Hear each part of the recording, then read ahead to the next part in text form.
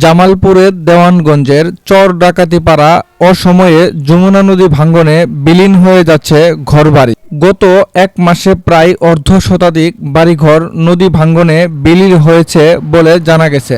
বাড়িঘর হারিয়ে এখন পথের ভিখারি হতে হচ্ছে সে মানুষদের। 2011 সাল থেকে এখন পর্যন্ত প্রায় 1000 বাড়ি বিলীন হয়েছে। তবে এই অসময়ে ভাঙ্গন যেন এলাকাবাসীকে হতাশ করেছে। ভাঙ্গন থেকে 25 ফিট পাশেই রয়েছে চর ডাকাতিপাড়া প্রাইমারি স্কুল। এই স্কুলে কয়েক গ্রামের ছাত্রছাত্রীরা এসে থাকে।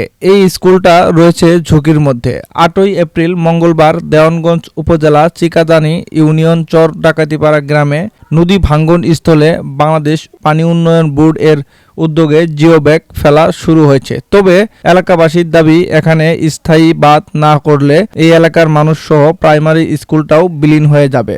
কোনো অস্তিত্ব খুঁজে পাওয়া যাবে না এই এলাকাতে। তাই স্থায়ী বাঁধ এর জন্য আমরা সরকারের কাছে আবেদন জানাই।